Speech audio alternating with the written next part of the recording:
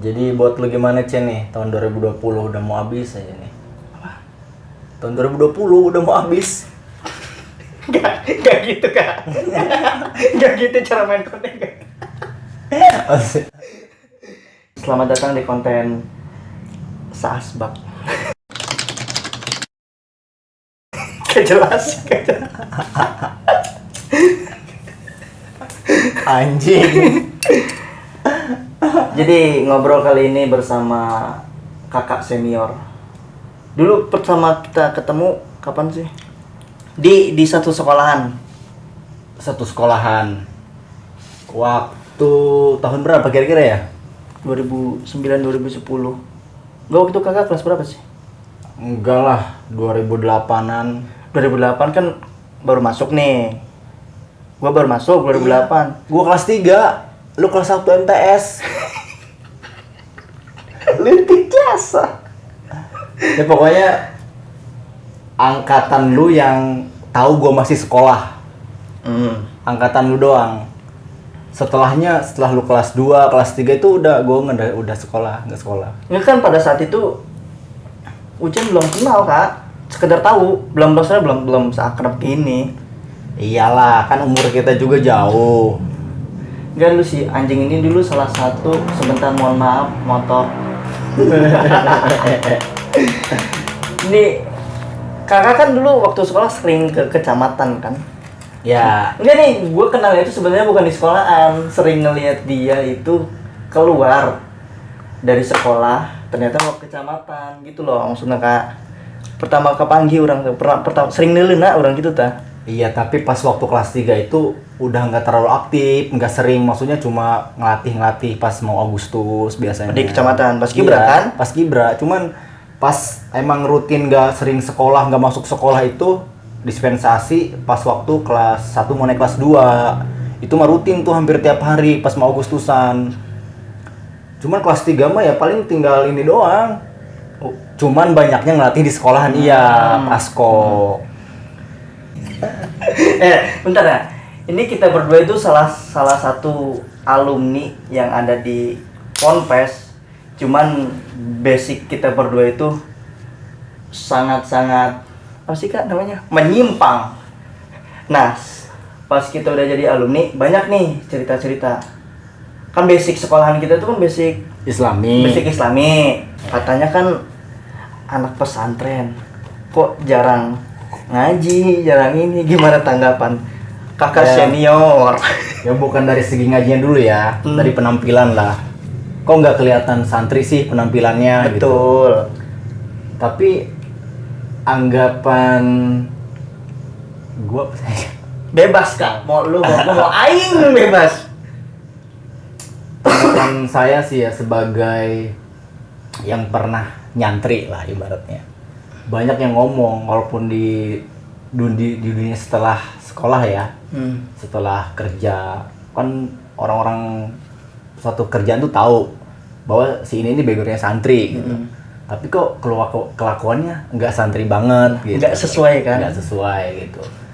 Ya menurut saya santri itu nggak harus semuanya jadi sukses.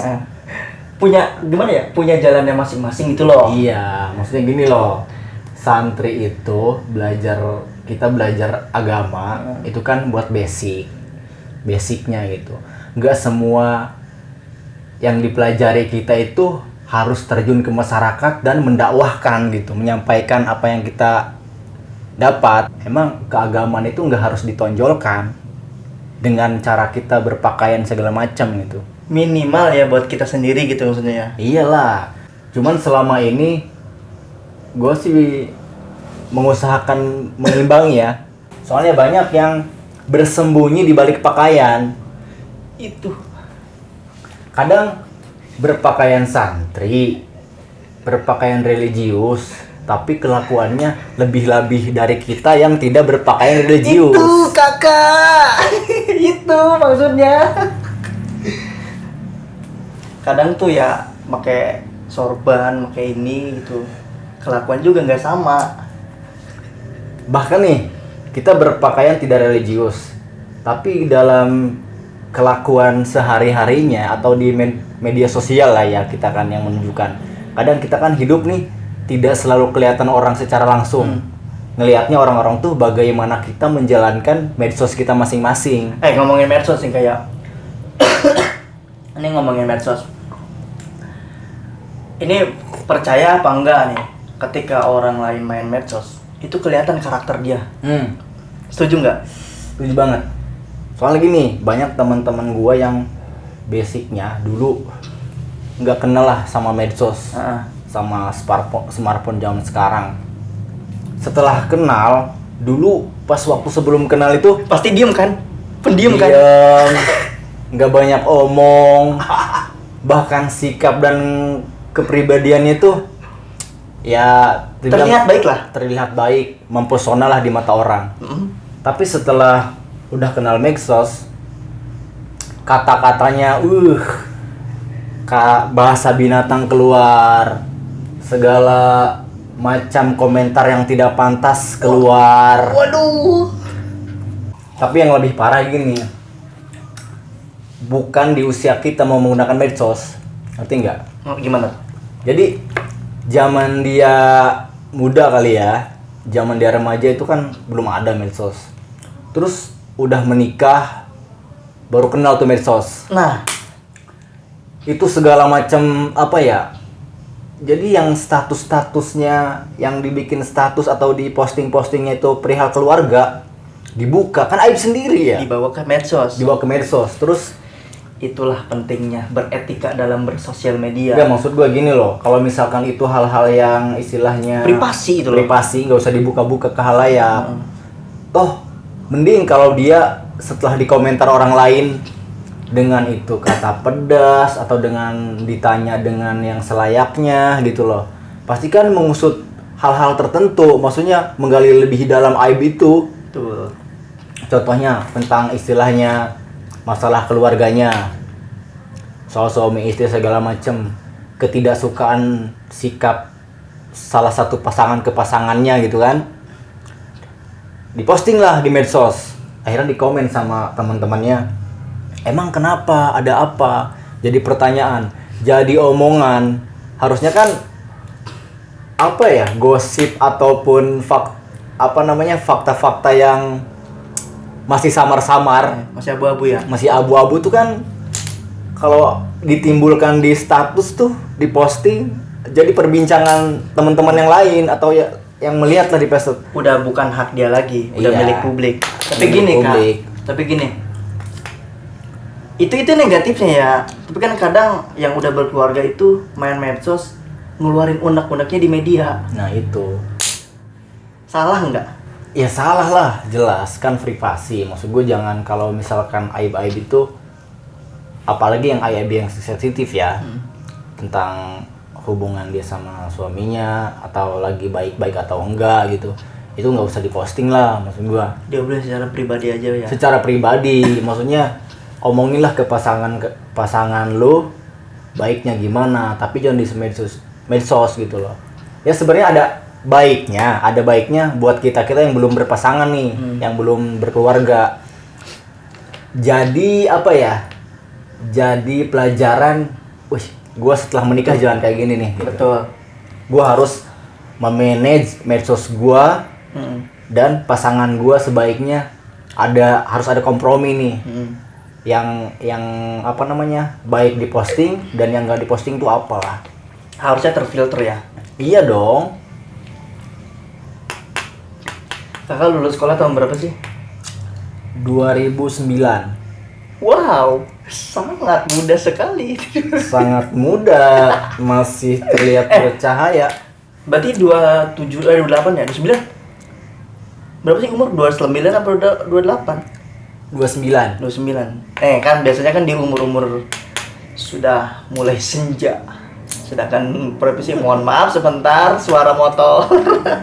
Pertengahan senja dong. Pertengahan senja, betul. Enggak senja banget. Kadang nih kayak di umur segitu, gua aja masih 24. Kadang ada yang, kapan nikah? Teman-teman, gue yakin teman-teman kakak nih pas banyak banget udah pada nikah, udah pada anakan, udah pada cucuan. Kadang ada teman-teman Kapan nikah? Kalau gua sih ya menanggapi soal pertanyaan itu ada dua kemungkinan. Satu ngeledek, satu mau memotivasi. Antara dua itu. Cuman kita lihat dari cara mereka bicara, cara tempat dia menempatkan di suasana apa gitu loh. Tapi selama ini walaupun emang banyak temen, gua anggap temen lah, itu temen-temen gua, apa ya, jadi sedikit pas lagi keramaian gitu loh, sedikit memancing-mancing ke arah tiba-tiba kok Kompor ya? ya kompor kok tiba-tiba langsung ngebahas soal nikah, lu Tapi kapan? kan kesel nggak sih Kak? Kalau di posisi kayak gitu tuh? Kesel sih ada, cuman sedikitnya gua beranggapan gini loh, oke lah dia bilang ada memotivasi, iya sedikit, soalnya temen gue sebaya sih yang di daerah sini rata-rata udah menikah. Cuman kalau angkatan temen-temen gue yang di kampung masih banyak, seangkatan gue bahkan lebih dari gue tuh masih belum nikah. Kadang gini Kak, biasanya nih, bukan biasanya sih, ini pandangan gue aja ya, yang nyuruh nikah nih, walau temen jauh walau temen dekat, kayaknya ada dendam gak sih? Maksudnya ngerti gak maksud gue? Ya. Kayaknya ada dendam gak sih? Gitu mungkin loh. gini, sebelum dia nikah tuh dia udah apa ya, bahasa ini mangkal kali ya, mangkal ditanya Kesel gitu. Iya, kesel kesel. ditanya-tanya gitu. ya maksudnya udah membatin lah, ditanya nikah itu udah bawa perasaan, udah baper banget. Sedangkan gua mah masih biasa aja sih, dalam arti kata nggak terlalu kesel banget, soalnya menikah tuh bagi gua sakral. Nah, Sakral. Terus menikah itu bukan patokan umur sekian dan sekian gitu loh. Bukan lomba kan, nikah itu bukan Iya, lomba. bukan balap lari gitu loh. Siapa yang duluan, siapa yang istilahnya. Toh nikah itu bukan patokan orang bahagia loh. Betul. Iya, bukan salah. Betul. Nikah itu bukan patokan bahagia. Mungkin salah satunya iya. Salah satu faktor kebahagiaan yang adalah nikah, yang bisa dicapai dalam hidup gitu kan. Tapi emang banyak yang mendorong tuh nikah itu jangan lebih di umur dari 30 tahun anggapannya. Soalnya patokannya orang-orang tuh berpatokan orang sukses itu di antara umur sekian gitu, dia di bawah atau di umur 30. Patokan orang sukses tuh. Dulu suksesnya tuh, sukses kan masih ini Kak, masih. Iya, cuman kan kita karena anggapan sukses itu bukan kita punya perusahaan gitu, punya usaha, udah punya materi usaha, lah. bukan. Cuma kan minimal kita sukses itu udah menikah itu udah sukses. Maksudnya tahapan kita itu di sana udah disebutnya sukses lah. Sukses istilahnya kita melepas kesendirian, punya tanggung jawab. Iya, Berarti kita kan membebani diri kita dengan kehadiran pasangan kita kan. Jadi dari tadinya sendiri berdua ya kita udah sukses memanage diri kita, sekarang kita mau manage 2 orang, 1 dan pasangan kita, dan nantinya ya anak-anak kita, lebih banyak lagi beban kita. Cuman ini loh, gue membedakan antara yang benar-benar mendukung sama yang cuma ledek-ledekan doang tuh. Ada gini caranya. Biasanya kan terutama ya kata gue bilang, angkatan gue tuh dari daerah sini rata-rata udah menikah, udah berkeluarga. Mayoritas ya. Mayoritas. Gue yang jadi minoritas tentunya. Nah, biasa kan gue nongkrong-nongkrong atau kumpul-kumpul di antara orang itu rata-rata yang udah menikah semua. Nah, ada tiba-tiba yang kompor yang mulai membawa ke arah pernikahan lah segala macem. Oke, gue istilahnya sedikit kesal, tapi tidak begitu kesal. Banyaklah orang-orang yang terlalu baper gitu. Mungkin yang tadi lu bilang, mungkin dia ada balas dendam karena dulunya dia tuh terlalu sering ditanya dan baper gitu loh. Jadi dia buru-buru gitu. Kadang Akhirnya nurunin ke teman-temannya. iya. Nah, bedanya sama yang mendukung tuh bukan di pas lagi nongkrong, bukanlah pas lagi kumpul, biasanya antara pribadi aja. Walaupun pas lagi nongkrong, kita juga paling berbisik doang. Kira-kira begini. Kira-kira kapan lu nikah gitu dengan yang tidak ada ngeledek. Jadi ya gimana sih, sekedengaran doang gitu. Ntar dulu Banyak tuh yang gitu juga. ngomongin cewek ya. Ngomongin cewek.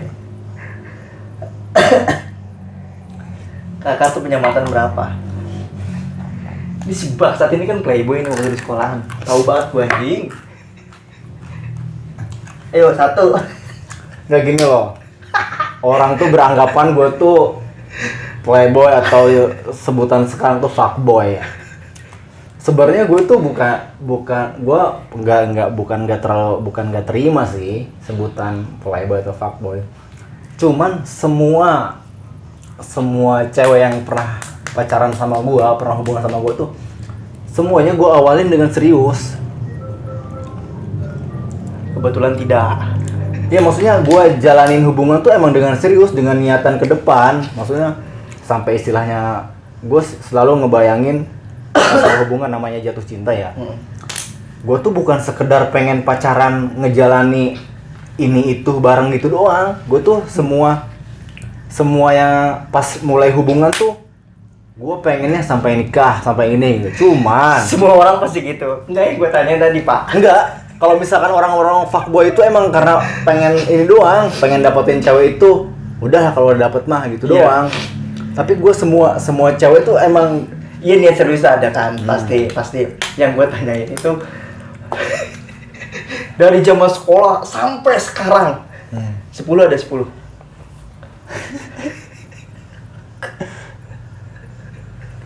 kira-kira segitu. Yang ketahuan.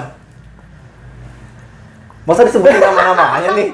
Anjir. 10 ada ya? Nih, gua ini hitungin aja ya. Iya, 10. Tapi kadang, karena gue emang menjalin hubungan itu dengan niatan serius di awal, jadi ada yang putus nyambung tuh beberapa orang gitu, ngerti nggak sih? Iya, enggak ya. Gua ngerti. Enggak, maksudnya hitung aja tuh yang putus nyambung satu cewek. Tapi 10 sekarang ada kan? Pokoknya gue hubungan tuh kelas 1 SMA. Bos, bahaya. SMA itu terbilang apa ya? Terbilang normal Udah dong. normal loh. Enggak, kebanyakan sekarang nih, Kak. Anak SD pun udah. Enggak. Iya. Iya. Apalagi zaman sekarang, zaman gua dulu itu ada yang masih SMP tuh udah hubungan. Zaman sekolah gua. Hubungan badan. Wah. Ya maksudnya 10 percintaan lah. Tapi gua waktu SMP tuh nggak pernah kepikiran loh buat pacaran. Maksudnya rasa-rasa ada, cuman satu nggak bisa ngungkapin. Terus ceweknya yang datang duluan, lu mau ngomong gitu kan anjing? Enggak, lu mau ngomong gitu kan? Ada sih, ada emang. Ada beberapa cewek kan? Ada. Tapi kan di antara 10, kita katakanlah 10 ya, dari cewek. Sampai sekarang umur kakak ini udah mulai pertengahan senja. Pasti ada di perjalanan pacaran itu sampai sekarang ada yang ditinggal kawin. Udah jelas dong. Tapi nggak gini loh, gua ditinggal kawin itu nggak dalam hubungan ya. Udah jadi mantan. Udah jadi mantan. Oh, berarti nggak ada ya, nggak ada yang masih hubungan terus jadi Nggak ada, belum pernah. Makanya hubungan gue tuh, anggapan gue ya, kenapa gue setiap hubungan tuh anggapannya mau serius, gue selalu pengen kenal sama keluarganya, sama orang tuanya terutama. Hubungan gue itu, ya walaupun banyak orang yang bilang banyak ya, rata-rata hubungan gue itu lama. 4 tahun, 3 tahun. Rata-rata itu 2 tahun, rata-rata ya. Kontrak kerja lah. Ya. Kontrak kerja di PT. Dua kali perpanjang kontrak. Biasanya gitu. Kalau itu juga kalau kontraknya 1 tahun sekali. Kalau 6 bulan ya berarti 4 kali kontrak. Ya rata-rata gitu. Gue kenal sama orang tuanya. Tapi emang ada sih yang paling sedikit ada yang 1 bulan. Cuman apa ya, itu namanya mah cinta-cinta selingan doang. Ada yang pernah ngejalin hubungan sebulan. Suka sama suka. Cuman itu pelampiasan bukan sih? Ya bukan pelampiasan. Jadi gini loh, emang itu mah hubungan apa ya? Hubungan haram lah. Wah, enggak, hubungan haramnya gini loh. Emang gue statusnya masih punya pacar. Tuh, kan udah bilang kontol ini tuh fuckboy, udah jelas kan? Enggak. Nggak bisa. Udah, fun fuck itu udah kakak, udah jadi Fuckboy. Enggak, kalau gua fuckboy itu gua yang nyari. Tapi dia yang suka. Lu mau nyombong kan, lu mau nyombong gitu ya. Ini ngeri lah gua real. Jadi emang pas hubungan gua renggang, kan biasanya begitulah pas hubungan ada yang lebih perhatian, yang lebih apa ya? Lu sikat tuh.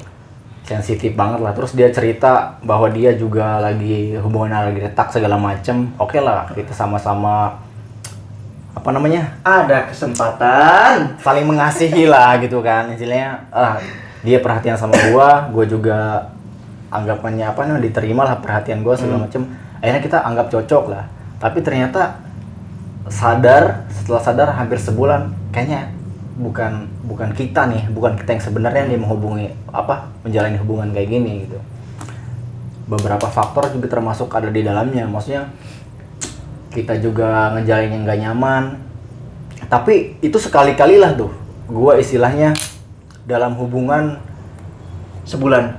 Enggak, maksudnya gua hubungan dengan seseorang, gua menjalin hubungan lagi itu sekali-sekali lah. Itu gue ambil pelajaran banget. Yang 3 tahun ada kan? Ada. 2 tahun ada. Ada. Setahun? Ada setahun. Berbulan-bulan? Rata-rata pokoknya hampir setahun. Yang sebulan tadi ada kan? Iya. Yang sehari? Yang semalam? Yang 1 malam? Semalam nggak ada sih. Gue seburuk-buruknya gue nggak. Ada yang ngomong untuk mengetahui karakter orang. Gampang, simpel. Ketika dia minjem kasih aja. Bukan rahasia ya. Kalau karakter orang dilihat dari cara dia meminjam uang, itu bukan rahasia lagi. Kelihatan banget gitu. Kelihatan banget. Sebaik-baiknya orang, sedekat-dekatnya orang, sepinter-pinternya orang, sereligiusnya orang, itu beda loh setelah dia minjem duit. Setelah ngutang itu beda. Komo-komo nu jalan teu ngarti gitu. Nu ngarti ge karena hukum, karena nu disebut di agama ilmu fikih. Karena hutang mah atuh beda. Atau mau dilanjut aja? Tidak, sudah cukup. Saya pusing. Ngobrol seasbak kali ini. Dah, kakak dan jeung kak. Dah.